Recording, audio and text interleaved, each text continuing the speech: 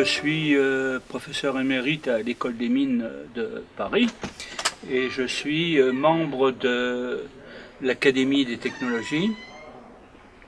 Alors je participe à l'opération La main à la pâte, mais surtout le IST.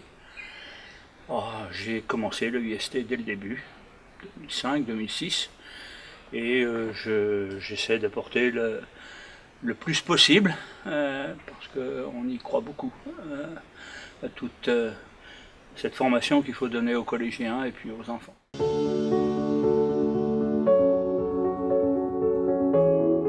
Ah, je pense que oui, très clairement.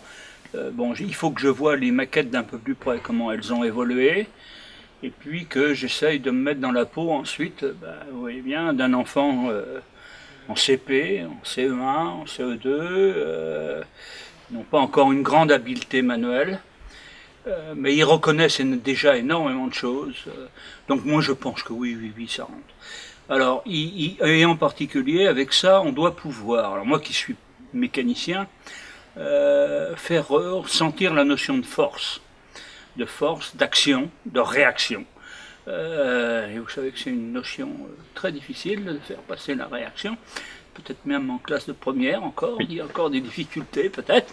Je pense que là, ce serait une bonne façon justement pour que très jeunes, dès 6-7 ans, les enfants réalisent.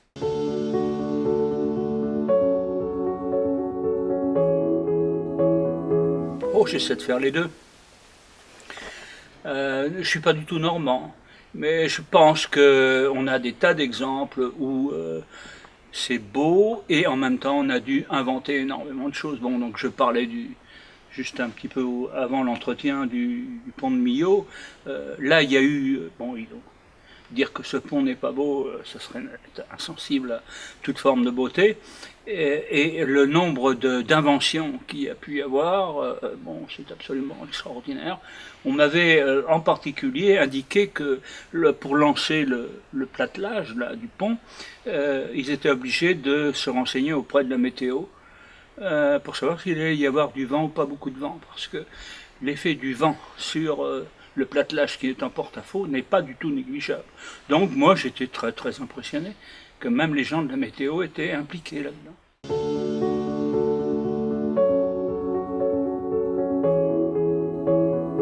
Vous voulez faire allusion au fait que nous sommes partout dans une situation de crise très sérieuse et profonde, et en particulier quand un pont demande beaucoup de savoir-faire, beaucoup de techniques, des gens qui soient très consciencieux, très professionnels, et nous les avons précisément dans ce pays. Vous êtes dans une première qui, pour un certain nombre, vont peut-être vous amener à faire des études d'ingénieur. Je crois, moi qui ai vécu aux États-Unis, je peux mais vous le savez sans doute déjà, vous dire que les ingénieurs français sont très très appréciés à l'étranger, et aux États-Unis en particulier. Donc nous avons beaucoup d'atouts. Bien. Alors, dans les ponts, je crois aussi, parce qu'on a beaucoup contribué. Alors, ce que je domine mal, c'est pourquoi les grandes œuvres, au point de vue architectural, on a dû faire appel, parfois, à un architecte qui n'a pas du tout un nom qui nous amène à penser qu'il est né à Montreuil. Mais nous allons avoir, ce soir, quelqu'un qui est un membre de l'Académie des technologies et qui est indéniablement un des plus grands fabricants, architectes, concepteurs de ponts. Voilà. Donc oui. Si vous voulez faire des ponts, faites des ponts.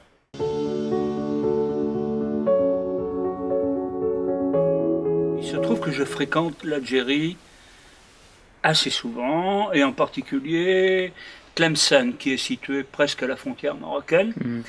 Alors j'y vais pour des besoins d'enseignement. Je vais donner des cours assez régulièrement. Alors quand on connaît, pour ceux qui connaissent cette région, il y a un pont qui enjambe un oued qui est asséché maintenant, et ce pont, pendant les événements d'Algérie, a joué un rôle extrêmement important, on l'a fait sauter. Alors j'ai oublié de dire au début que ma spécialité c'est quand même la métallurgie, donc naturellement mes amis algériens m'ont donné un bout du pont, figurez-vous. Tout comme j'ai récupéré un morceau de premier étage de la Tour Eiffel. quand on l'a allégé, on m'a donné un morceau de la Tour Eiffel.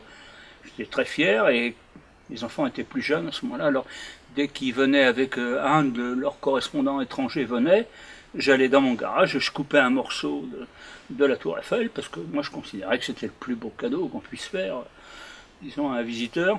Alors maintenant, il ne me reste plus rien qu'un petit morceau qui fait 2 cm. Je ne donne plus rien, je le garde précieusement, parce qu'on arrive à prendre simplement, quand on connaît bien les métaux, à partir de là, j'arrive à reconnaître beaucoup de choses. Et mes amis algériens m'ont demandé, donc s'il y a quelqu'un d'Eiffage, c'est Eiffel qui avait construit le pont. Je ne sais pas si Gustave Eiffel lui-même était allé à Tlemcen, que c'était déjà un beau pont, il faisait 40 ou 50 mètres d'envergure, c'était déjà un beau pont, vous voyez. Alors ben, je dois à mes amis algériens essayer de leur apporter l'information. Et puis vous, bah, avec toute la publicité que vous allez nous faire, bah, vous allez m'aider, parce que je dois répondre à cette question. Je vous donnerai le lieu exact.